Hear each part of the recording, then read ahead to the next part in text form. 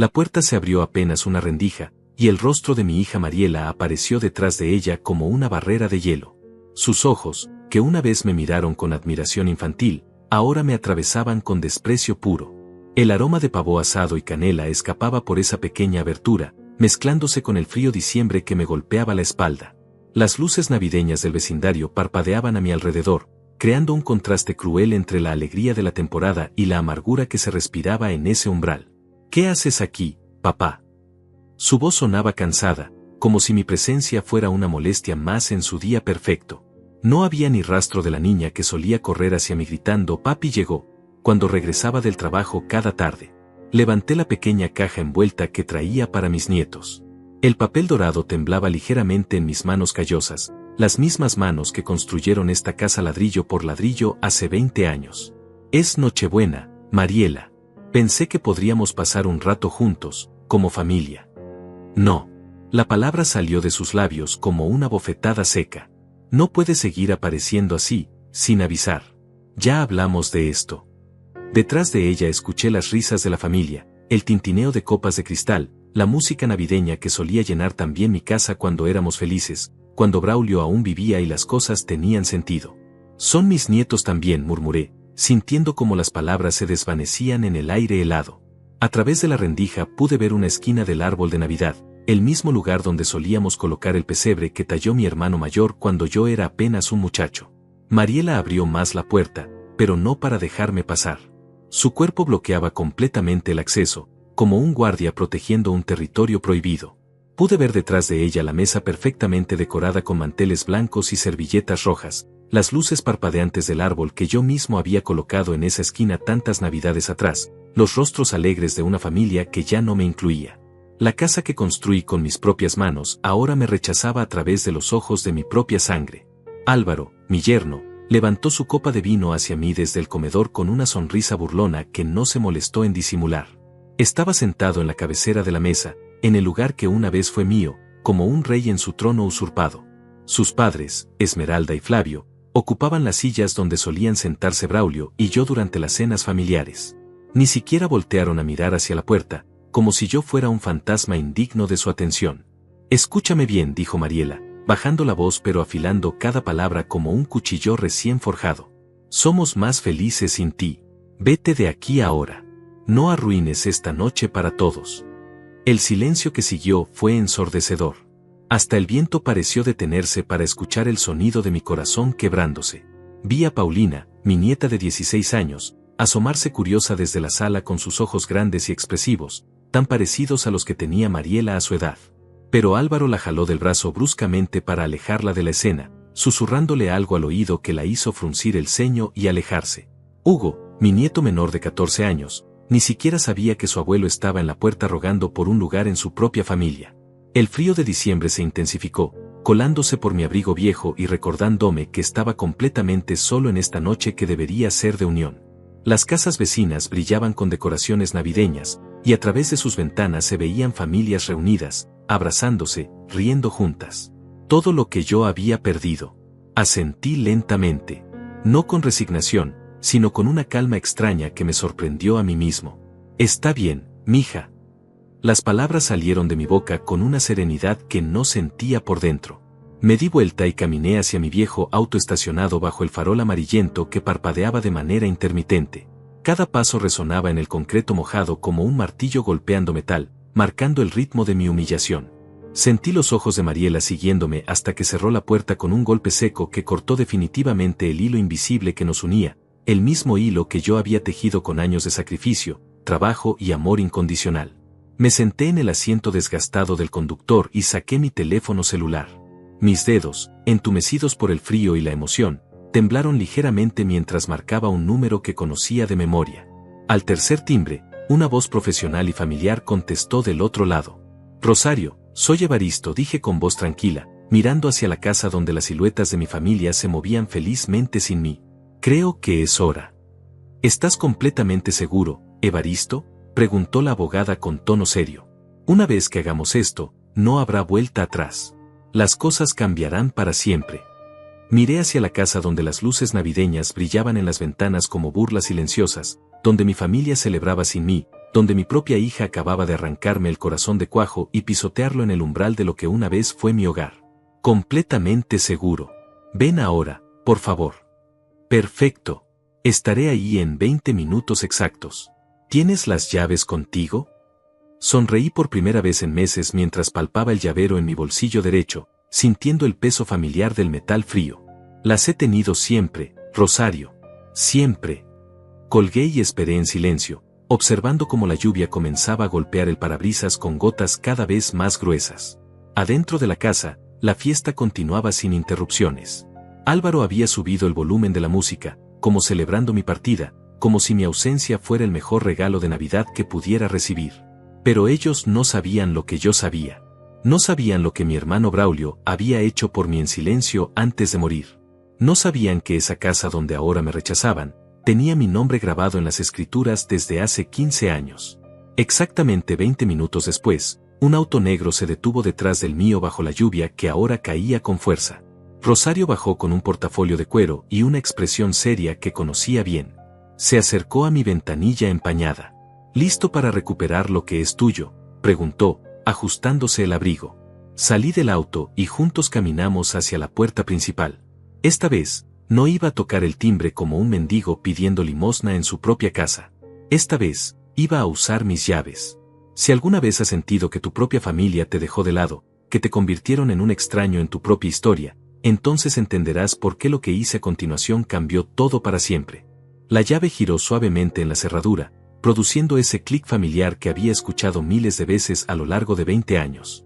Pero esta vez sonó diferente, como si la casa misma hubiera suspirado de alivio al sentir a su verdadero dueño de regreso. Rosario me siguió en silencio mientras empujaba la puerta principal, y el calor del interior nos envolvió como un abrazo que había estado esperando demasiado tiempo. El sonido de nuestros pasos sobre el piso de madera que yo mismo había instalado hizo que las conversaciones se detuvieran abruptamente. Mariela se volteó desde la cocina con los ojos desorbitados, sosteniendo una bandeja de galletas navideñas que casi se le cae de las manos. Álvaro se levantó de su silla con la boca abierta, derramando vino tinto sobre el mantel blanco que había pertenecido a mi madre. ¿Cómo entraste?, gritó Mariela, dejando caer la bandeja sobre la mesa con un estruendo metálico. No tienes derecho. Rosario se adelantó, abriendo su portafolio con movimientos precisos y profesionales. Buenas noches. Soy la licenciada Rosario Mendoza, y tengo algunos documentos importantes que revisar con ustedes. Pero yo no estaba pensando en documentos ni en confrontaciones legales. Mi mente había viajado 30 años atrás, a una Nochebuena muy diferente, cuando mi hermano mayor Braulio me había enseñado el verdadero significado de la familia. Yo tenía apenas 35 años entonces, acababa de divorciarme, y Mariela era una niña de 8 años que lloraba porque su mundo se había desmoronado. Braulio tenía todo lo que yo no tenía, una empresa próspera, una familia estable, el respeto de todos en el pueblo. Yo era apenas un albañil que trabajaba de sol a sol para mantener a mi hija después del divorcio. Esa Nochebuena, llegué a su casa sintiéndome derrotado, con la ropa manchada de cemento y las manos ásperas por el trabajo duro. Hermano, me había dicho Braulio mientras servía ponche caliente en la cocina de su casa grande, ¿sabes cuál es la diferencia entre un hombre que construye casas y un hombre que construye hogares? Yo negué con la cabeza, demasiado cansado para filosofías. El que construye casas trabaja con ladrillos y cemento. El que construye hogares trabaja con amor y sacrificio. Tú, Evaristo, construyes hogares. En ese momento no entendí sus palabras. Estaba demasiado hundido en mi propia miseria, preguntándome cómo iba a darle a Mariela todo lo que merecía con el poco dinero que ganaba. Pero Braulio siguió hablando, mientras pequeña Mariela jugaba con sus primos en la sala. Esta casa donde vivimos, continuó mi hermano mayor, señalando las paredes que lo rodeaban, la compré con dinero. Pero nunca será realmente mía. ¿Sabes por qué? Se acercó y puso su mano grande sobre mi hombro. Porque no la levanté con mis propias manos. No lloré sobre cada ladrillo. No me corté los dedos instalando cada tubo. Esa casa que estás construyendo para Mariela, esa sí será tuya para siempre. Recordé esa conversación ahora, parado en la sala donde Álvaro me miraba con odio, donde mis propios nietos me observaban como si fuera un intruso. Esta casa había nacido de mis manos callosas, de mis rodillas sangrantes, de mis noches sin dormir calculando cada dólar para comprar materiales. Cada pared tenía mi sudor mezclado en el cemento. Braulio había muerto 5 años atrás, pero antes de partir había hecho algo que yo descubrí solo después del funeral. Durante los últimos 15 años de su vida, sin decirme nada, había estado pagando en secreto una póliza de seguro y había transferido legalmente la propiedad de esta casa a mi nombre. Su abogado, Rosario, me había explicado todo después del entierro. Tu hermano sabía que algún día ibas a necesitar esto, me había dicho entonces. Conocía a Álvaro mejor que tú. Sabía que llegaría el momento en que intentarían quitarte todo.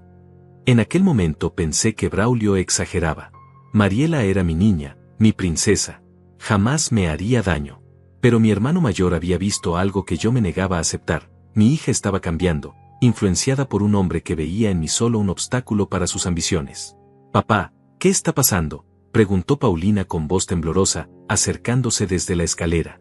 Sus ojos tenían esa misma expresión de confusión que había visto en Mariela tantos años atrás, cuando el mundo de los adultos le parecía incomprensible y amenazante.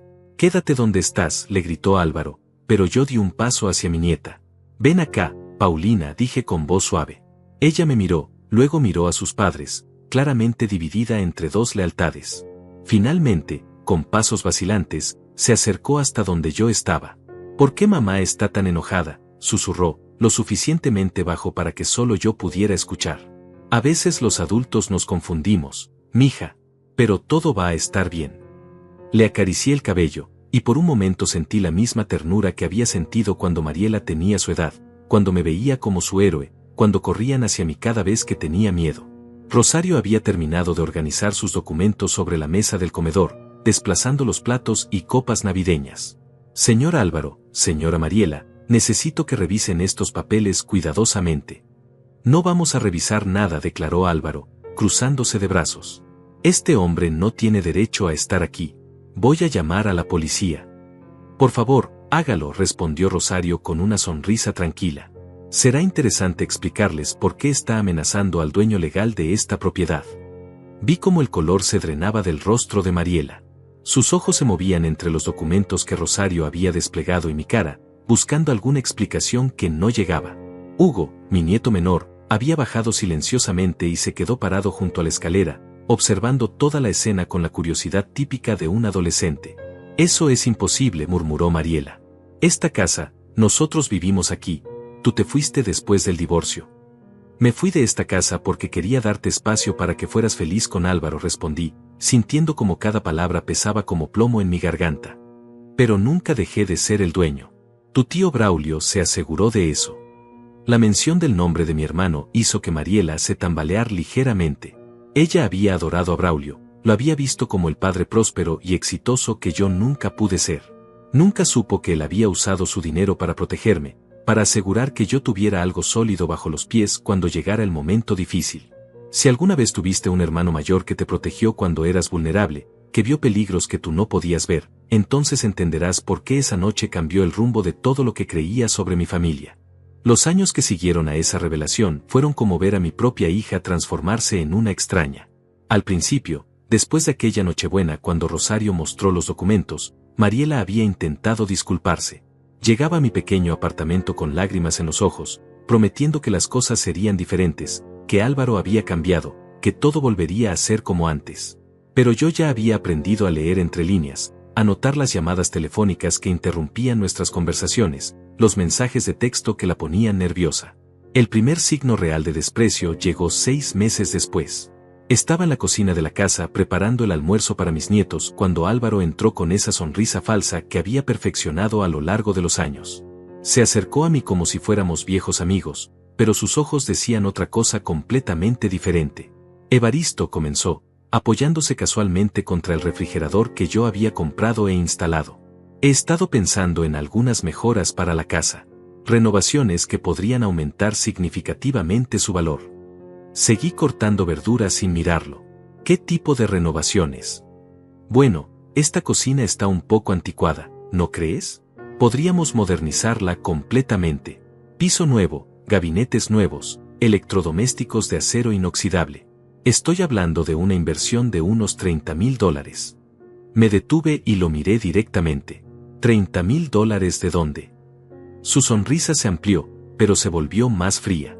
Pensé que podríamos obtener un préstamo contra la casa. Tú firmas los papeles, nosotros manejamos las renovaciones.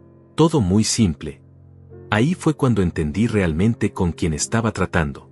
No era suficiente vivir en mi casa sin pagar renta, usar mis servicios públicos, beneficiarse de mi generosidad.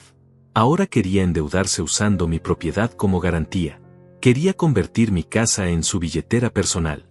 No, le dije simplemente, regresando a cortar las verduras. Su máscara de amabilidad se desplomó. ¿Qué quieres decir con no? Quiero decir que no voy a firmar ningún préstamo. Esta casa no necesita renovaciones de $30,000. Álvaro se enderezó, y por primera vez vi destello real de quién era realmente debajo de toda esa fachada. Mira, viejo, creo que no entiendes la situación aquí. Mariela y yo estamos construyendo una vida, criando a nuestros hijos. No podemos estar limitados por tu nostalgia. Mi nostalgia, repetí, sintiendo como la ira comenzaba a hervir en mi estómago. Exactamente. Esta casa está atrapada en el pasado. Mariela merece algo mejor. Los niños merecen algo mejor. Se acercó más, bajando la voz. Y tú, honestamente, deberías considerar mudarte a un lugar más apropiado para alguien de tu edad. Tal vez uno de esos apartamentos para personas mayores. Esa noche, cuando confronté a Mariela sobre la conversación, ella se puso del lado de su esposo. No con palabras directas, pero con esa forma pasivo-agresiva que había desarrollado para evitar conflictos abiertos. Papá, Álvaro solo está pensando en el futuro de la familia, me dijo mientras lavaba los platos de la cena. No puedes esperar que vivamos como en los años 80 para siempre. No sabía que vivir dentro de nuestras posibilidades era vivir en los años 80. Eso no es lo que quise decir, y lo sabes. Se volteó hacia mí con esa expresión de exasperación que había perfeccionado. ¿Sabes lo embarazoso que es para mí cuando mis amigas vienen a visitarme? Esta casa parece un museo. Sus palabras me dolieron más de lo que esperaba. ¿Un museo? ¿La casa que construí para ti es un museo? Papá, por favor, no hagas esto más dramático de lo que es. Pero yo ya no estaba escuchando sus excusas. Estaba recordando todas las noches que había trabajado horas extras para pagar cada ladrillo de esas paredes, cada centavo que había ahorrado comprando materiales de segunda mano y renovándolos yo mismo. Esta casa no era un museo, era el testimonio físico de cuánto la amaba. Los meses siguientes fueron una guerra silenciosa. Álvaro había comenzado a traer a sus padres cada fin de semana, instalándolos en la sala como si fueran los dueños del lugar. Esmeralda, su madre, tenía una manera particular de hacerme sentir como un intruso en mi propia casa.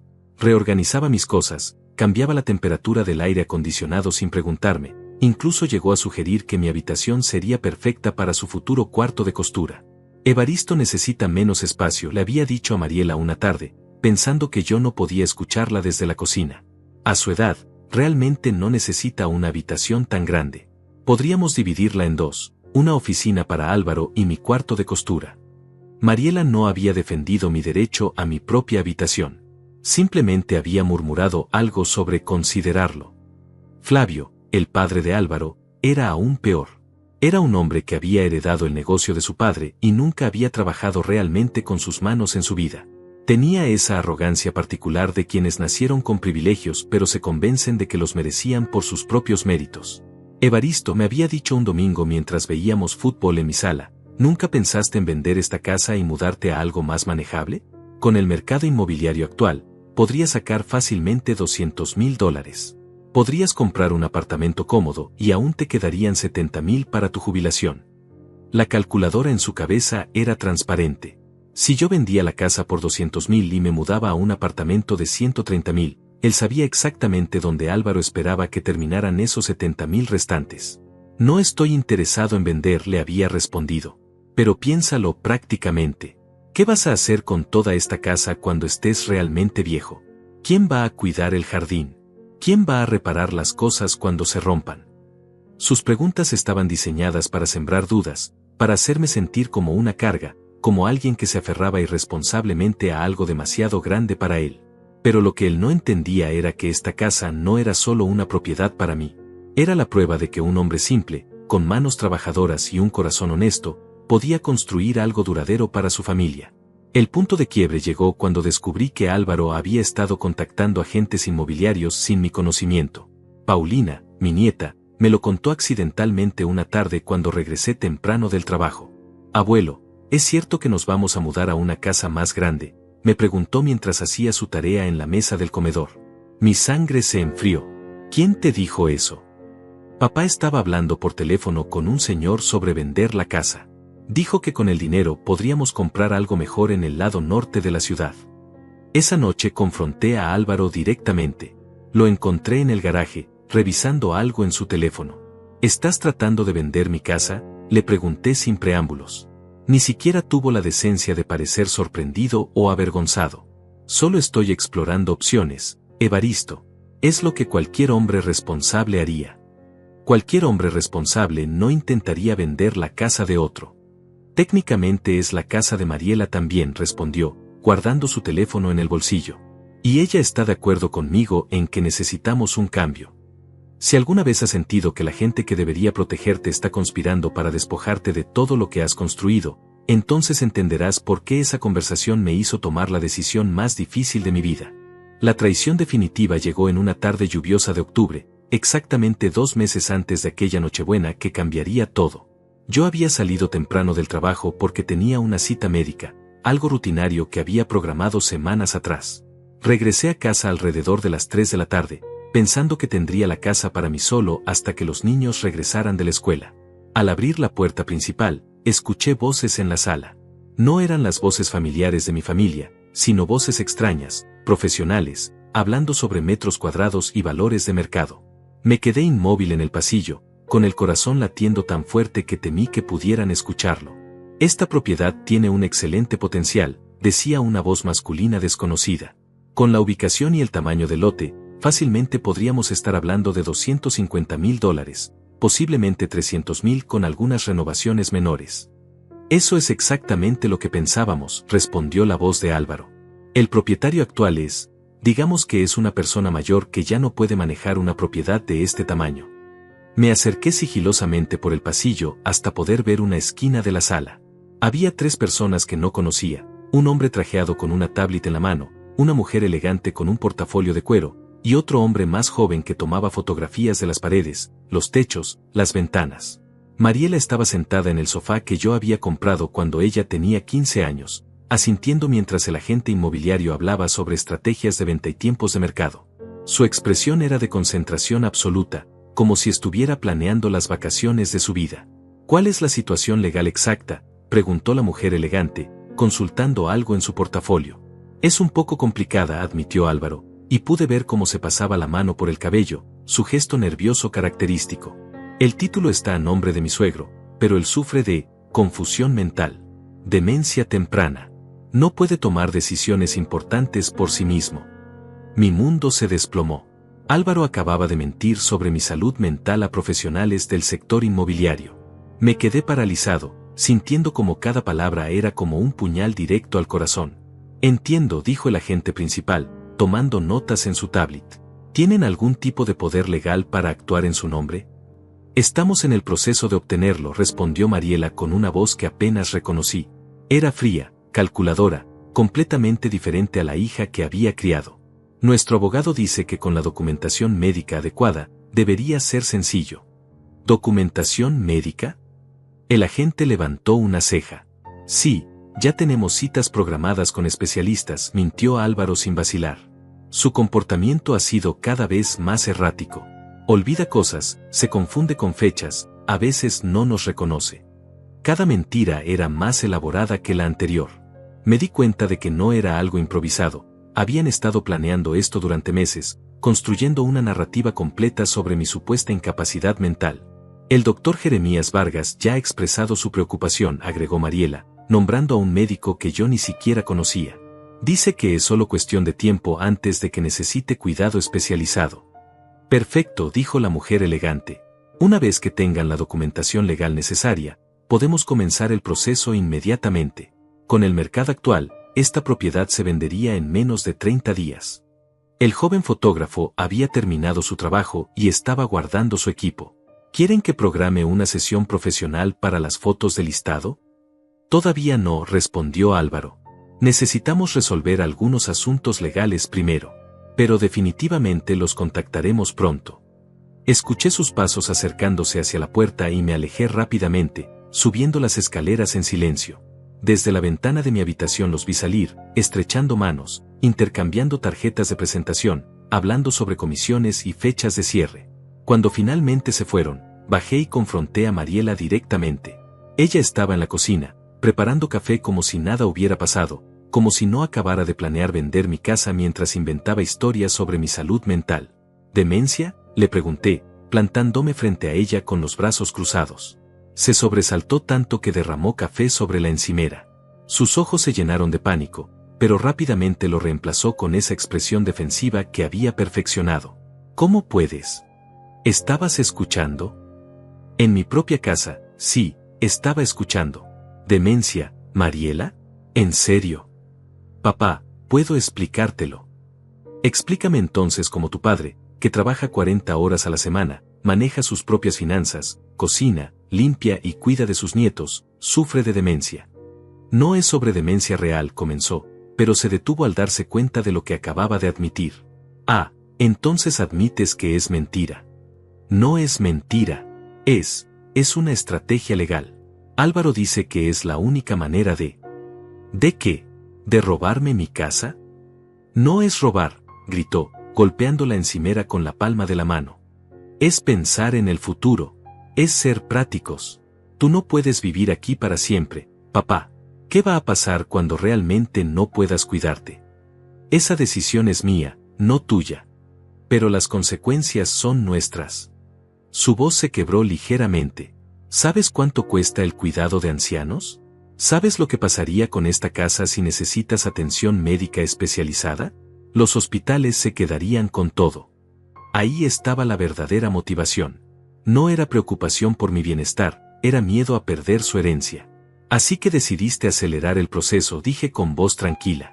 Decidiste declararme mentalmente incompetente para poder vender mi casa antes de que algo me pase realmente. No lo veas así, papá. ¿Cómo debería verlo? Como un acto de amor. Mariela se quebró entonces, y por un momento vi a la niña asustada que había sido después del divorcio. No sabemos qué más hacer. Álvaro dice que si esperamos demasiado, podríamos perder todo. Los impuestos sobre la propiedad están subiendo, los costos de mantenimiento aumentan cada año. ¿Y esa es excusa para mentir sobre mi salud mental? Es que no nos dejas otra opción, explotó. Te niegas a vender, te niegas a considerar alternativas, te niegas a ser realista sobre tu edad. Tengo 65 años, Mariela, no 95. Pero podrían ser 95 en un abrir y cerrar de ojos. ¿Y entonces qué? ¿Entonces tendremos que vender la casa por centavos para pagar facturas médicas? Esa noche, después de que Álvaro regresara del trabajo, escuché sus voces a través de las paredes. Ya no se molestaban en susurrar o en esperar a que yo saliera de la casa. La conversación era abierta, directa, brutal. ¿Te vio?, preguntó Álvaro. Escuchó todo, admitió Mariela. Está furioso. Esto complica las cosas. Tal vez necesitemos acelerar el proceso. ¿Qué quieres decir? Quiero decir que tal vez necesitemos más que la palabra de un médico. Tal vez necesitemos un incidente. Un incidente. Algo que demuestre que realmente no puede cuidarse solo. Un accidente doméstico, confusión en público, algo que justifique nuestra preocupación. El silencio que siguió fue ensordecedor. Estaba esperando que Mariela dijera algo, que protestara, que defendiera aunque sea un poco la dignidad de su padre. Pero lo único que escuché fue, ¿qué tipo de incidente? Esa noche entendí que había perdido a mi hija para siempre. No a la muerte, no a la distancia, sino a la codicia y a la manipulación de un hombre que había conseguido convencerla de que robar a su propio padre era un acto de responsabilidad familiar. Si alguna vez has descubierto que la gente más cercana a ti está planeando destruir tu vida para beneficio propio, entonces entenderás por qué esa revelación me cambió para siempre. El día del confronto llegó exactamente como lo había planeado, en esa Nochebuena que ahora parecía el momento perfecto para que todo saliera a la luz. Después de que Rosario y yo entramos a la casa con mis propias llaves, después de ver las caras de shock de mi familia, después de escuchar a Mariela gritar que no tenía derecho a estar ahí, llegó el momento de la verdad absoluta. Rosario desplegó los documentos sobre la mesa del comedor con la precisión de un cirujano. Cada papel estaba perfectamente organizado, cada sello legal visible, cada firma notariada brillando bajo las luces navideñas que yo mismo había instalado en esa casa años atrás. Señora Mariela, comenzó Rosario con voz profesional pero firme, su padre es el propietario legal de esta propiedad desde hace 15 años. Aquí están las escrituras, firmadas y registradas ante notario público el 15 de marzo del 2010. Eso es imposible, murmuró Álvaro, acercándose a la mesa con los puños cerrados. Esta casa, nosotros vivimos aquí, pagamos los servicios. Ustedes viven aquí por generosidad del señor Evaristo, continuó Rosario sin inmutarse. Y en cuanto a los servicios públicos, permítame mostrarle esto. Sacó una carpeta gruesa llena de recibos y facturas. Electricidad, agua, gas, internet, seguro de la propiedad, impuestos municipales. Todo pagado puntualmente por el señor Evaristo Saucedo durante los últimos 5 años. Vi cómo Mariela se tambaleaba ligeramente. Su cara había perdido todo el color, y sus ojos se movían frenéticamente entre los documentos y mi rostro, buscando alguna explicación que pudiera salvar su versión de la realidad. Pero nosotros contribuimos, balbuceó. Pagamos por la comida, por las reparaciones. Reparaciones. Saqué mi propia carpeta, una que había estado preparando durante meses después de descubrir sus planes. ¿Te refieres a los $2.300 que gasté el año pasado arreglando el techo después de que Álvaro decidió instalar esa antena satelital sin consultar? ¿O a los $1.800 que costó reparar la tubería que se rompió cuando tu esposo intentó modernizar el baño? Álvaro dio un paso hacia mí, con una expresión que no había visto antes en su rostro. Era pura rabia, pero mezclada con algo que tardé un momento en reconocer. Terror. Tú nos dijiste que podíamos hacer esas mejoras. Tú aprobaste esos proyectos. Yo aprobé que arreglaras cosas que se rompían, no que destruyeras mi casa para mejorarla, sin mi permiso. Rosario continuó con su presentación metódica. Además de las escrituras de propiedad, tengo aquí documentación que demuestra que ustedes han estado contactando agentes inmobiliarios sin el conocimiento o consentimiento del propietario legal. La bomba había explotado. Vi cómo los padres de Álvaro, Esmeralda y Flavio, intercambiaban miradas nerviosas desde el sofá. Habían estado tan cómodos en mi casa, tan seguros de que formaban parte de una familia exitosa que estaba a punto de hacer una gran venta inmobiliaria. Papá, dijo Paulina con voz temblorosa desde las escaleras, ¿qué significa todo esto? Antes de que pudiera responder, Álvaro explotó. Significa que tu abuelo es un hombre egoísta que está dispuesto a destruir a su propia familia por una casa vieja. Álvaro, gritó Mariela, pero ya era demasiado tarde. Su esposo había mostrado su verdadera cara delante de todos, incluyendo sus propios hijos.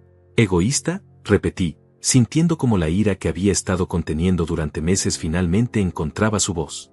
¿Soy egoísta por no permitir que vendan mi casa mientras inventan mentiras sobre mi salud mental? El silencio que siguió fue absoluto. Incluso Hugo, que había estado tratando de mantenerse invisible cerca de la cocina, se acercó para escuchar mejor. ¿Mentira sobre qué?, preguntó Esmeralda, la madre de Álvaro, con voz aguda. Rosario sonrió fríamente antes de sacar otra carpeta. Me alegra que pregunte, señora. Tengo aquí grabaciones de conversaciones donde su hijo y la señora Mariela discuten estrategias para declarar al señor Evaristo mentalmente incompetente sin base médica alguna. Grabaciones. Mariela se puso pálida como papel. Su vecina, la señora Lourdes, estaba preocupada por algunas conversaciones que había escuchado a través de las ventanas abiertas. Como ciudadana responsable, decidió documentar lo que consideraba una posible situación de abuso hacia un adulto mayor. Lourdes, mi querida vecina de 70 años que siempre había sido como una hermana para mí, había estado protegiendo mi espalda sin que yo lo supiera, recopilando evidencia de las conspiraciones que se tramaban en mi propia casa. Esto es ridículo, declaró Flavio, levantándose del sofá. No vamos a quedarnos aquí escuchando estas acusaciones absurdas. Tiene razón, dije con voz tranquila. No van a quedarse aquí. ¿Qué quieres decir?, preguntó Álvaro, pero su voz había perdido toda la agresividad anterior. Ahora sonaba como lo que realmente era, un hombre atrapado en su propia mentira. Quiero decir que tienen exactamente 1 hora para recoger sus cosas personales y abandonar mi propiedad. No puedes hacer eso, gritó Mariela. Somos tu familia. Mi familia. La palabra salió de mi boca con más amargura de la que pretendía. Mi familia no habría planeado declararme loco para robarme mi casa. Mi familia no habría mentido a agentes inmobiliarios sobre mi salud mental. Mi familia no habría conspirado para quitarme lo único que construí con mis propias manos. Paulina comenzó a llorar silenciosamente. Hugo se acercó a ella y la abrazó, ambos niños claramente confundidos y asustados por el mundo de adultos que se desmoronaba a su alrededor. Los niños no tienen nada que ver con esto, dije, suavizando mi voz al dirigirme a mis nietos. Ustedes siempre serán bienvenidos en la casa de su abuelo. Pero van a venir solos, cuando quieran visitarme, no como parte de este circo. No puede separar a los niños de sus padres, dijo Álvaro, intentando recuperar algo de autoridad. No estoy separando a nadie. Estoy echando a los adultos que abusaron de mi hospitalidad y conspiraron contra mí. Los niños pueden elegir por sí mismos cuando quieren ver a su abuelo. Rosario intervino nuevamente. Señor Álvaro, señora Mariela, debo informarles que cualquier intento de permanecer en esta propiedad después de haber sido notificados de su desalojo constituiría allanamiento de morada. Como abogada, estoy obligada a informarles de las posibles consecuencias legales. Consecuencias legales, repitió Mariela con voz quebrada. Las grabaciones que mencioné anteriormente podrían constituir evidencia de conspiración para cometer fraude, intento de obtener control de propiedad ajena mediante documentación falsa, y posiblemente abuso financiero de adultos mayores. Estas son acusaciones serias que podrían resultar en cargos criminales. Vi cómo Álvaro se desplomaba internamente. Toda su arrogancia, toda su seguridad de que había encontrado la manera perfecta de quedarse con mi casa, se evaporó en cuestión de minutos. Papá, susurró Mariela, acercándose a mí con los ojos llenos de lágrimas. Por favor, podemos arreglar esto. Podemos hablar, encontrar una solución. Tuvimos años para hablar, mija. Años donde eligieron conspirar en lugar de comunicarse conmigo. Años donde eligieron la codicia sobre el respeto. Pero no sabíamos qué hacer. Estábamos preocupados por el futuro. ¿Preocupados por el futuro? ¿O preocupados por perder su herencia? El silencio que siguió respondió mi pregunta mejor que cualquier palabra. Si alguna vez has tenido que defender lo que construiste con tus propias manos contra las personas que se suponía debían protegerlo, entonces entenderás por qué ese momento cambió para siempre la definición de familia en mi corazón. Los siguientes 30 minutos fueron una revelación tras otra, como capas de una cebolla podrida que se iban pelando para mostrar la corrupción que había en el centro. Rosario continuó sacando documentos de su portafolio, cada uno más devastador que el anterior, mientras yo observaba cómo el mundo de mentiras que Álvaro y Mariela habían construido se desmoronaba pieza por pieza. Antes de continuar, dijo Rosario, conectando un pequeño dispositivo a su teléfono, creo que es importante que todos escuchen exactamente lo que hemos estado investigando. El sonido que salió del altavoz era cristalino. Era la voz de Álvaro, grabada apenas 3 semanas atrás, hablando por teléfono con alguien que yo no conocía. Mira, el viejo está empezando a sospechar algo, pero ya es demasiado tarde para él. Tengo contactos en el hospital que pueden proporcionar la documentación que necesitamos. Un par de evaluaciones psicológicas que sugieran deterioro cognitivo, tal vez una historia de confusión, y tendremos todo lo que necesitamos para obtener poder legal. La voz que respondía era femenina, profesional. ¿Estás seguro de que va a funcionar? Si se descubre que los reportes médicos son falsos. No van a ser falsos técnicamente. Van a ser interpretaciones creativas de comportamientos normales. El doctor Jeremías me debe algunos favores, y está dispuesto a escribir un reporte que sugiera preocupaciones sobre la capacidad del viejo para tomar decisiones importantes. Mariela se había puesto completamente pálida. Apaga eso, murmuró. Hay más, dijo Rosario, sin detener la grabación. Una vez que tengamos el control legal, podemos vender la casa inmediatamente. El mercado está perfecto ahora. Estoy hablando de casi $300,000. Después de pagar las deudas y los gastos legales, deberíamos quedar con al menos 250,000 limpios. ¿Y qué pasa con tu suegro? La risa de Álvaro sonó como cristales rompiéndose. Bueno, desafortunadamente va a necesitar cuidado especializado, ¿verdad? Hay lugares muy buenos para personas con demencia. No son baratos, pero son apropiados para alguien en su condición. Álvaro. La voz de Mariela en la grabación sonaba vacilante. ¿Qué pasa, amor? ¿Te estás poniendo sentimental ahora? Es que, es mi papá. Tu papá que se niega a ser realista sobre su futuro. Tu papá que está aferrándose egoístamente a una casa que vale una fortuna mientras nosotros luchamos para llegar a fin de mes. Mariela, esto es por nuestros hijos. Por su futuro universitario. Por la vida que merecen. Rosario detuvo la grabación. El silencio en la sala era tan denso que se podía cortar con un cuchillo. Paulina estaba llorando abiertamente ahora, y Hugo tenía una expresión de disgusto total mientras miraba a su padre. Esa grabación, balbuceó Álvaro, fue tomada sin mi consentimiento. No es evidencia legal. En realidad, sí lo es, respondió Rosario con una sonrisa fría. Su vecina Lourdes escuchó estas conversaciones desde su propio jardín. En este estado, cualquier conversación que pueda ser escuchada por una tercera persona en un espacio público no está protegida por privacidad. Además, tengo más. Sacó otra carpeta, esta vez llena de documentos médicos. Doctor Jeremías Vargas. ¿Lo conoce, señor Evaristo? Negué con la cabeza. Nunca he escuchado ese nombre en mi vida. Claro que no, porque nunca fue su paciente. Sin embargo, según estos documentos que el señor Álvaro intentó presentar al tribunal la semana pasada, usted ha estado bajo el cuidado del doctor Vargas durante los últimos 6 meses debido a episodios de confusión y pérdida de memoria. ¿Qué? El mundo se tambaleó a mi alrededor. Álvaro presentó documentos al tribunal. Una petición para obtener tutela médica sobre usted, basada en reportes médicos fraudulentos. Afortunadamente, el sistema legal requiere notificación al individuo en cuestión, y cuando los documentos llegaron a su dirección registrada. Mi apartamento, murmuré, entendiendo por qué había recibido esos papeles legales extraños que pensé que eran spam. Exactamente. Su vecina Lourdes los vio en su buzón y los trajo a mi oficina, preocupada de que pudiera ser parte de la conspiración que había estado documentando. Álvaro finalmente explotó. Todo esto es una trampa. Esa vieja metiche no tenía derecho a meterse en nuestros asuntos familiares. Nuestros asuntos familiares, rugí, sintiendo décadas de paciencia evaporándose de una vez. Presentar documentos médicos falsos ante un tribunal es un asunto familiar. Estábamos tratando de protegerte. Estaban tratando de robarme. Rosario intervino antes de que la situación escalara más. Hay algo más que necesitan saber. El doctor Jeremías Vargas fue arrestado ayer por la mañana. El color se drenó completamente de la cara de Álvaro. ¿Arrestado? Fraude médico, falsificación de documentos, conspiración para cometer fraude. Resulta que usted no era su único paciente ficticio, señor Álvaro. Ha estado haciendo esto durante años, ayudando a familias codiciosas a obtener control sobre las propiedades de parientes mayores.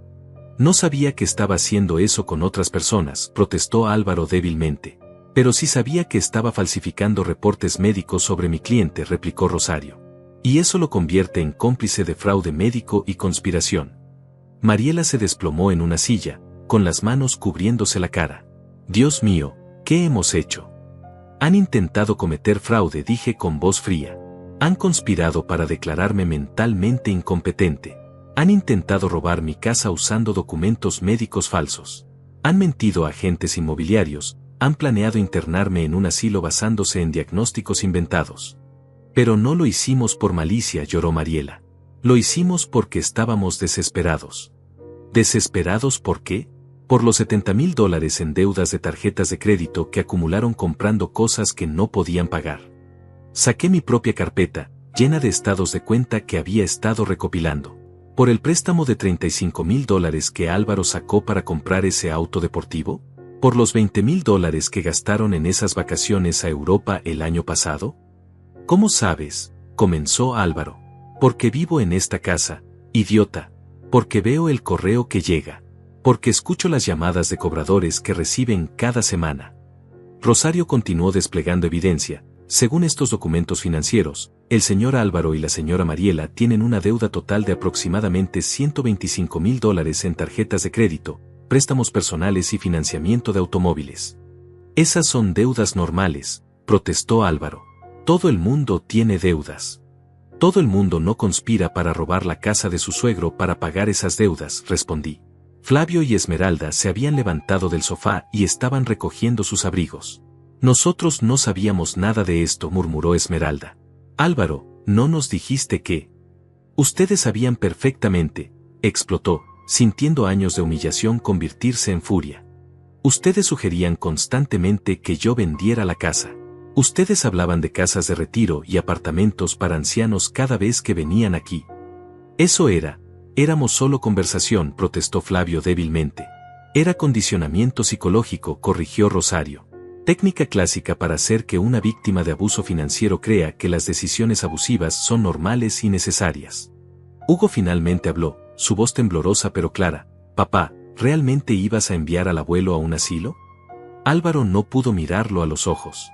Hugo, tú no entiendes las complejidades. Entiendo que mentiste, respondió mi nieto con una madurez que me partió el corazón.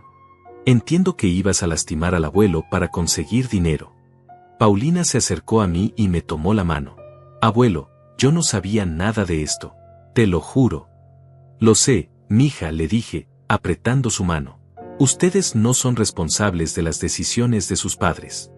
Si alguna vez has visto cómo la codicia puede convertir a las personas que amas en extraños dispuestos a destruir tu vida, entonces entenderás por qué ese momento fue tanto una victoria como una tragedia.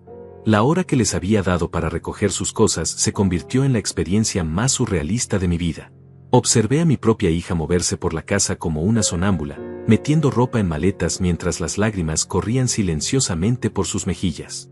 Álvaro, por el contrario, había adoptado una actitud agresiva y defensiva, murmurando constantemente sobre injusticias y conspiraciones mientras empacaba sus pertenencias con movimientos bruscos y resentidos. Esto no ha terminado, me dijo, pasando junto a mí con una caja llena de sus cosas. Vamos a pelear esto legalmente. Vamos a demostrar que estás manipulando la situación. Adelante, respondí con calma. Rosario estará encantada de presentar toda la evidencia que hemos recopilado ante cualquier juez que quieras. Pero por dentro, no me sentía tan tranquilo como sonaba. Ver a mi familia desintegrarse delante de mis ojos, incluso sabiendo que era necesario, me estaba matando lentamente. Cada caja que sacaban, cada mueble que cargaban, representaba otro pedazo de la vida que habíamos compartido que se desvanecía para siempre. Paulina y Hugo se movían entre sus padres y yo como mediadores silenciosos en una guerra que no habían pedido. Paulina había decidido quedarse conmigo esa noche, mientras que Hugo se debatía visiblemente entre sus lealtades divididas. Lo veía observar a su padre con una mezcla de confusión y desilusión que me recordaba demasiado a mi propia infancia. Abuelo, me susurró Hugo cuando sus padres estaban fuera cargando el auto, ¿papá realmente iba a hacerte daño? La pregunta me atravesó como una flecha. ¿Cómo le explicas a un niño de 14 años que su padre había planeado institucionalizarlo basándose en mentiras? ¿Cómo le dices que el hombre que se suponía debía proteger a la familia había estado dispuesto a destruir al abuelo por dinero? Tu papá tomó algunas decisiones muy malas, le dije finalmente. Pero eso no significa que no te ame. Pero te odia a ti. No me odia, Hugo. Está asustado. Las personas asustadas a veces hacen cosas terribles. Mi nieto asintió, pero pude ver en sus ojos que algo había cambiado para siempre en su percepción del mundo adulto. Esa inocencia sobre la bondad inherente de la familia se había roto, y yo sabía que era una herida que tardaría años en sanar. Cuando finalmente se fueron, la casa se sintió extrañamente vacía y llena al mismo tiempo. Vacía de las voces y el movimiento constante que había conocido durante años, pero llena de una paz que no había sentido en mucho tiempo. Rosario se quedó un rato más, asegurándose de que todos los documentos legales estuvieran en orden y explicándome los próximos pasos. Van a intentar contraatacar, me advirtió mientras empacaba sus papeles. Álvaro no es el tipo de hombre que acepta la derrota fácilmente. Probablemente va a contratar un abogado, va a intentar encontrar alguna manera de desacreditar la evidencia. ¿Tiene alguna posibilidad de éxito? Honestamente, no. La evidencia es demasiado sólida, y el hecho de que intentó usar documentos médicos falsos lo pone en una posición legal muy vulnerable. Pero eso no significa que no vaya a hacer el intento. Esa noche, después de que Rosario se fue y Paulina se durmió en su antigua habitación, me senté solo en la sala, rodeado por el silencio de mi casa recuperada. Debería haber sentido victoria, satisfacción, justicia servida. En lugar de eso, me sentía vacío, como si hubiera ganado una batalla pero perdido una guerra más importante. Fui hasta el estudio donde guardaba las cosas de Braulio, las pocas pertenencias que había salvado después de su muerte. Saqué la carta que me había dejado, la que Rosario me había entregado junto con las escrituras de la casa. La había leído cientos de veces, pero esa noche necesitaba escuchar la voz de mi hermano una vez más. Evaristo, comenzaba la carta con esa letra cuidadosa que siempre había admirado. Si estás leyendo esto, significa que finalmente descubriste lo que hice con la casa. Espero que no estés molesto conmigo por tomar esta decisión sin consultarte, pero conocía tu orgullo y sabía que nunca habrías aceptado mi ayuda directamente. He observado a Álvaro durante años, y veo en él algo que me preocupa profundamente. No es un hombre malo necesariamente, pero es débil, y los hombres débiles hacen cosas desesperadas cuando se sienten acorralados. También he visto cómo Mariela ha cambiado desde que se casó con él. Nuestra niña Dulce se está convirtiendo en alguien que no reconozco completamente. No quiero que pienses que no confío en ellos, pero quiero asegurarme de que tengas algo sólido bajo tus pies, sin importar lo que pase. La casa que construiste con tus propias manos debe permanecer tuya. Es más que una propiedad, es el testimonio de lo que puede lograr un hombre honesto con trabajo duro y amor verdadero. Si alguna vez llega el día en que tengas que usar estos documentos, recuerda que no es venganza lo que buscas, sino justicia. Y recuerda también que a veces la familia más real no es la que comparte tu sangre, sino la que comparte tus valores. Las lágrimas corrían por mis mejillas mientras releía las palabras de Braulio. Él había visto venir esta traición años antes de que yo fuera capaz de aceptarla. Había protegido mi futuro mientras yo aún creía en la bondad incondicional del amor familiar. El teléfono sonó alrededor de las 11 de la noche. Era un número que no reconocía, pero contesté de todas maneras. ¿Evaristo? La voz era de Mariela, pero sonaba rota, agotada. ¿Dónde están?, pregunté. En un hotel. Álvaro está muy mal. No para de gritar que vas a pagar por esto, que va a encontrar la manera de demostrarte que estás loco. Mariela. Papá, necesito que sepas que yo nunca quise que llegara tan lejos. Cuando empezó a hablar de los doctores y los reportes falsos, traté de detenerlo, pero él dijo que era la única manera. ¿Trataste de detenerlo? ¿O simplemente te convenciste de que era necesario? El silencio que siguió fue mi respuesta. Papá, ¿hay alguna manera de arreglar esto? ¿Alguna manera de que podamos volver a ser una familia? La pregunta me partió el corazón porque sabía que la respuesta era no. Demasiadas líneas habían sido cruzadas, demasiadas mentiras habían sido dichas, demasiada confianza había sido rota. Pero también sabía que Mariela era mi hija, y que a pesar de todo lo que había hecho, parte de mí siempre la amaría. Mija, le dije finalmente, el camino de regreso va a ser muy largo, y va a requerir que ustedes admitan completamente lo que hicieron y por qué estuvo mal. Va a requerir que Álvaro enfrente las consecuencias legales de sus acciones. Y va a requerir que tú decidas si realmente quieres ser la mujer que criaste para ser, o si vas a seguir siendo la persona en la que te has convertido. ¿Y si hacemos todo eso? ¿Y si Álvaro acepta responsabilidad y yo demuestro que puedo cambiar?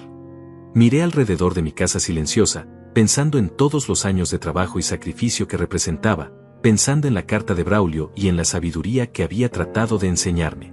Entonces tal vez, algún día, podamos encontrar una manera de reconstruir algo. Pero no va a ser la misma familia que teníamos antes. Esa familia murió esta noche. Después de colgar, me quedé despierto durante horas, pensando en el precio de la justicia y preguntándome si la victoria que había obtenido valdría la pena la soledad que ahora se extendía ante mí.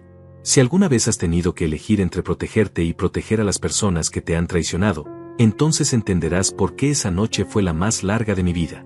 Los días que siguieron a esa Nochebuena fueron una mezcla extraña de paz y tormenta. Mi casa había recuperado esa tranquilidad que había perdido durante años, pero afuera se estaba gestando la guerra legal que Rosario había predicho. Álvaro cumplió su amenaza de contratar un abogado, y durante las siguientes 2 semanas, recibí una avalancha de documentos legales que intentaban desafiar mi propiedad de la casa y cuestionar mi competencia mental. Su estrategia era predecible pero desesperada. Su nuevo abogado, un hombre llamado Flavio Herrera que claramente estaba cobrando por adelantado, había presentado una demanda alegando que yo había manipulado a Braulio cuando estaba enfermo para que transfiriera la propiedad a mi nombre. También afirmaban que mi comportamiento reciente demostraba inestabilidad mental y que la decisión de echarlos de la casa en Navidad era evidencia de crueldad senil. Es una estrategia desesperada, me explicó Rosario durante una reunión en su oficina. Están tratando de pintar un cuadro en el que tú eres el villano manipulador y ellos son las víctimas inocentes. Pero tienen un problema fundamental, toda la evidencia está de nuestro lado. ¿Qué tan difícil va a ser esto?, pregunté, sintiéndome súbitamente cansado de toda la situación. ¿Para nosotros? No muy difícil. ¿Para ellos? Va a ser devastador. Especialmente porque el FBI arrestó al Dr. Vargas la semana pasada, y él está cooperando completamente con las autoridades. Ha proporcionado una lista completa de todos los reportes falsos que escribió, incluyendo el de Álvaro. La ironía era amarga. Álvaro había intentado usar el sistema legal para robarme, y ahora ese mismo sistema se estaba volviendo contra él con toda su fuerza. El doctor Vargas, enfrentando cargos federales de fraude, había decidido cooperar completamente a cambio de una sentencia reducida. Su testimonio no solo confirmaba que había falsificado mi evaluación médica, sino que también revelaba exactamente cuánto había pagado Álvaro por el servicio, $5,000 en efectivo. $5,000, repetí, sintiendo una mezcla de incredulidad y desprecio. Vendió la relación con su suegro por $5,000. Técnicamente, esperaba ganar mucho más con la venta de la casa, corrigió Rosario. Pero sí, esa fue su inversión inicial en el fraude. Mientras tanto, Paulina había decidido quedarse conmigo indefinidamente. Hugo venía a visitarme cada fin de semana, a menudo llegando con historias sobre las peleas constantes entre sus padres en el pequeño apartamento donde ahora vivían. Álvaro había tenido que vender su auto deportivo para pagar el anticipo del abogado, y las tensiones financieras estaban destrozando lo que quedaba de su matrimonio con Mariela. Mamá llora mucho, me contó Hugo un sábado por la tarde mientras jugábamos ajedrez en la sala. Papá dice que todo es culpa tuya, pero mamá dice que fue idea de él desde el principio. ¿Y tú qué piensas?, le pregunté, moviendo mi caballo. Pienso que ambos hicieron algo malo, pero papá fue quien tuvo la idea. Hugo movió su peón cuidadosamente. Abuelo, ¿realmente ibas a perder la casa si no hubiera pasado esto? No, mijo. La casa siempre ha estado en mi nombre. Tu tío Braulio se aseguró de eso hace muchos años. Entonces papá mentía sobre eso también. Tu papá se convenció de que algo que no era suyo debería ser suyo. A veces las personas se mienten tanto a sí mismas que empiezan a creer sus propias mentiras. El momento decisivo llegó 3 semanas después del confronto navideño. Rosario me llamó temprano una mañana con noticias que cambiarían todo para siempre. Evaristo, necesitas venir a mi oficina inmediatamente. Álvaro y su abogado quieren reunirse. ¿Para qué? Para rendirse. Cuando llegué a la oficina de Rosario 1 hora después, encontré a Álvaro sentado en una silla frente al escritorio, con una apariencia que me impactó. Había perdido peso, tenía ojeras profundas, y sus manos temblaban ligeramente. Su abogado, Flavio Herrera, tenía la expresión derrotada de un hombre que sabía que había perdido antes de empezar. Señor Saucedo, comenzó Herrera sin preámbulos, mi cliente quiere retirar todas las demandas y llegar a un acuerdo. ¿Qué tipo de acuerdo?, preguntó Rosario con voz neutral. Reconocimiento completo de que el señor Evaristo es el propietario legal de la propiedad. Disculpa pública por las alegaciones sobre su salud mental. Y Herrera vaciló, mirando a Álvaro, quien asintió miserablemente. Compensación por los daños causados. Compensación, repetí. ¿Con qué dinero? Álvaro habló por primera vez desde que había entrado. Tengo un plan de pagos. Puedo darte $2,000 al mes durante los próximos 2 años. $48,000. Rosario levantó una ceja. ¿Esa es su idea de compensación por conspiración de fraude, falsificación de documentos médicos e intento de despojo? Es todo lo que puedo pagar, murmuró Álvaro. Perdí mi trabajo la semana pasada cuando mi jefe se enteró de los cargos criminales. Ahí estaba. La realidad había finalmente alcanzado a Álvaro. Sus mentiras no solo habían destruido su relación familiar, sino también su carrera profesional. El hombre que había estado tan seguro de que podía manipular el sistema para robar mi casa ahora se encontraba desempleado, endeudado y enfrentando posibles cargos criminales. No quiero su dinero, dije finalmente. Todos en la habitación me miraron con sorpresa. No quiero su dinero sucio. Lo que quiero es que se alejen de mi familia para siempre. Evaristo, intervino Rosario suavemente, tienes derecho a compensación. Tengo derecho a muchas cosas. Pero lo que realmente quiero es paz. Miré directamente a Álvaro. Quiero que reconozcas públicamente lo que hiciste. Quiero que te disculpes con mis nietos por intentar lastimar a su abuelo. Y quiero que desaparezcas de nuestras vidas. ¿Y Mariela?, preguntó Álvaro con voz quebrada. ¿También quieres que ella desaparezca? La pregunta me dolió más de lo que esperaba. Mariela es mi hija. Siempre será mi hija. Pero tendrá que decidir si quiere ser la mujer que criaste para ser, o si va a seguir siendo tu cómplice. Ella no sabía sobre los documentos médicos falsos, protestó débilmente. Pero sabía sobre los agentes inmobiliarios. Sabía sobre los planes de vender mi casa. Sabía sobre las mentiras que ibas a contar sobre mi salud mental. Me levanté de mi silla. Tu esposa eligió la codicia sobre la lealtad familiar. Ahora tendrá que vivir con esa decisión. Herrera se aclaró la garganta. Entonces, ¿acepta usted la retractación pública y el cese de todas las demandas? Acepto eso. Pero también quiero algo más. ¿Qué? Quiero una orden de restricción. Álvaro no puede acercarse a mi propiedad, no puede contactar a mis nietos sin mi permiso, y no puede intentar ningún tipo de reconciliación familiar hasta que haya cumplido cualquier sentencia criminal que pueda recibir.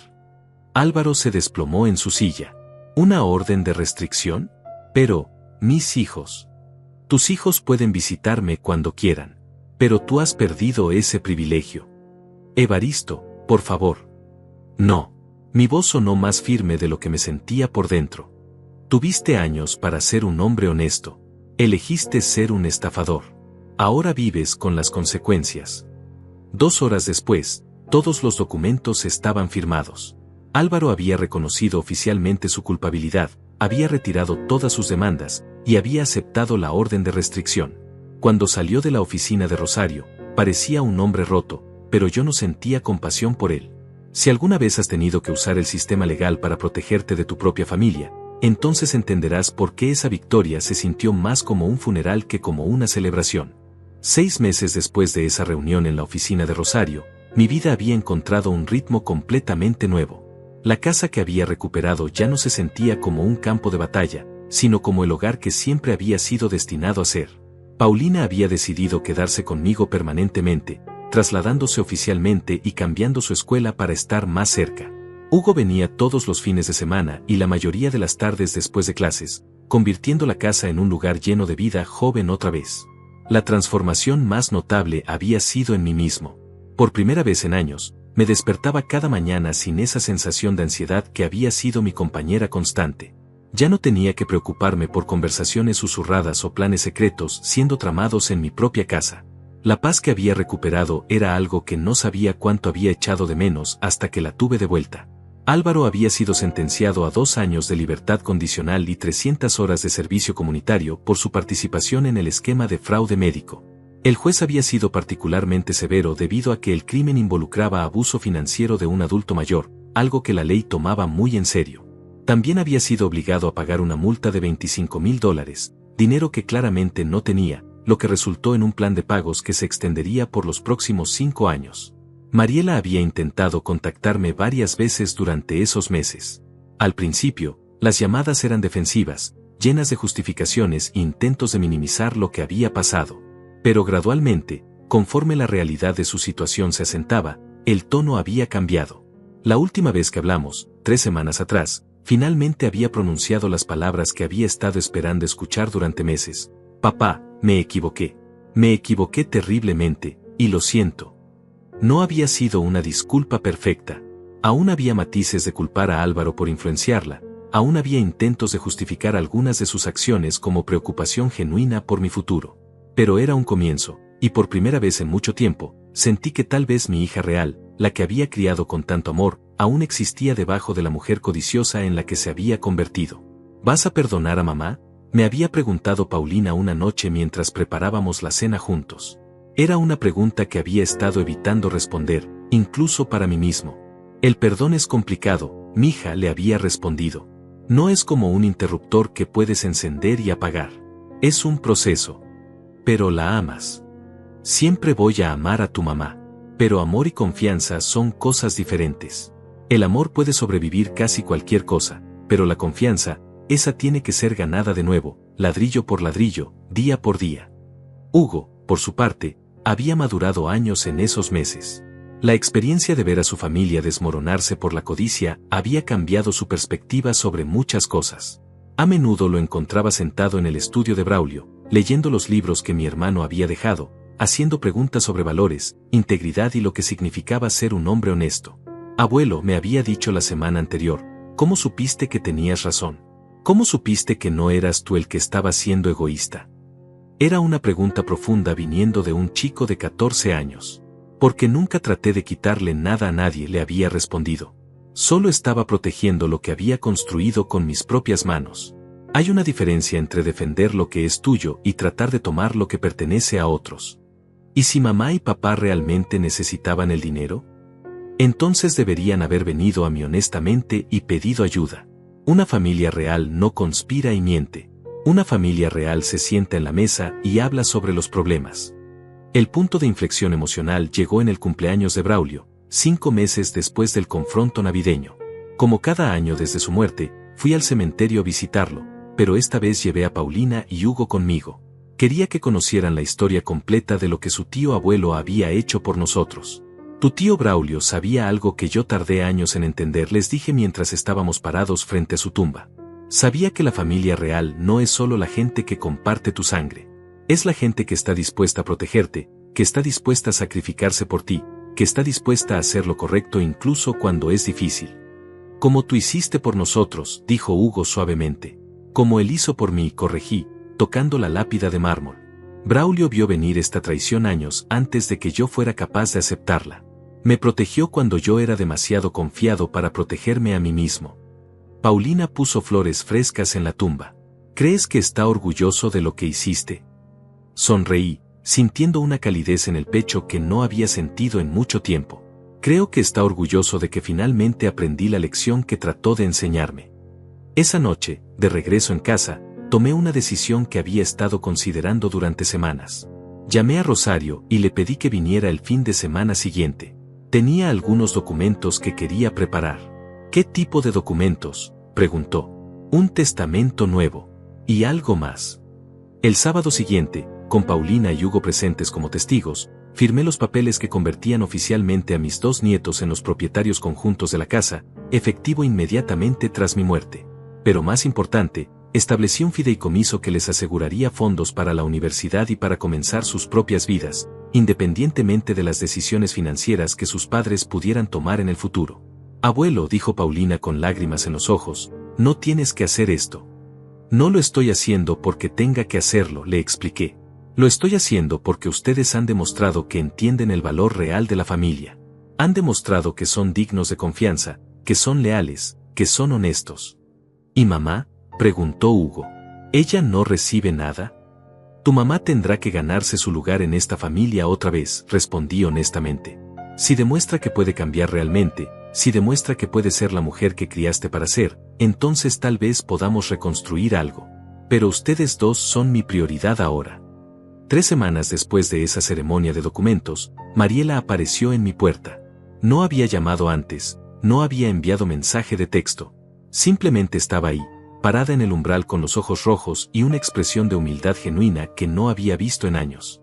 Papá, dijo simplemente, ¿podemos hablar? La dejé entrar, pero no la invité a sentarse. Necesitaba escuchar lo que tenía que decir antes de decidir cuánta hospitalidad estaba dispuesto a ofrecer. Dejé a Álvaro, anunció sin preámbulos. Me mudé a un apartamento pequeño.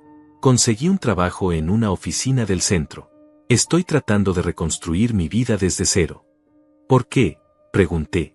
Porque finalmente entendí que el hombre con el que me casé me convenció de traicionar al hombre que me crió. Las lágrimas comenzaron a correr por sus mejillas. Porque me di cuenta de que perdí a mi padre por la promesa de dinero que ni siquiera era real. ¿Y qué quieres de mí ahora? Nada, respondió, sorprendiéndome. No quiero nada. Solo quería que supieras que entiendo lo que hice, que entiendo por qué estuvo mal, y que voy a pasar el resto de mi vida tratando de ser la hija que merecías tener.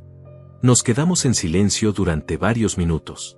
Finalmente, la invité a sentarse. Va a tomar tiempo, le dije. Lo sé. Va a requerir que demuestres con acciones, no solo con palabras. Lo entiendo. Y nunca va a ser exactamente como era antes. No esperaría que fuera. 6 meses después de esa conversación, Mariela había demostrado ser consistente en sus esfuerzos de cambio. Venía a cenar una vez por semana, ayudaba con las tareas de la casa sin que se lo pidiera, y había comenzado terapia para entender cómo había permitido que la manipularan tan completamente. No era la misma relación que habíamos tenido antes, pero era honesta, y por primera vez en años, se sentía real. Ahora, mientras escribo esto un año después de aquella Nochebuena que cambió todo, puedo decir que he aprendido algo fundamental sobre la familia. No es la sangre lo que hace a una familia real. Es la elección de protegerse mutuamente, de ser honestos entre ustedes, de valorar la relación por encima del beneficio personal. Mi hermano Braulio tenía razón cuando escribió en su carta que a veces la familia más real no es la que comparte tu sangre, sino la que comparte tus valores. Pero también he aprendido que la gente puede cambiar, que las relaciones pueden ser reconstruidas, y que el perdón es posible cuando viene acompañado de verdadero arrepentimiento y cambio genuino. La casa que construí con mis propias manos sigue siendo mía. Pero más importante, se ha convertido en el hogar de una familia que se basa en respeto mutuo, honestidad y amor real, no en manipulación y codicia. Si alguna vez te encuentras en una situación donde tienes que elegir entre ser víctima de la traición familiar o defender lo que has construido con trabajo honesto, recuerda esto: la familia verdadera te apoyará en esa defensa. Y si no lo hacen, entonces tal vez es hora de redefinir lo que significa familia para ti. Al final, no se trata de ganar o perder. Se trata de vivir con integridad y rodearte de personas que valoren esa integridad tanto como tú.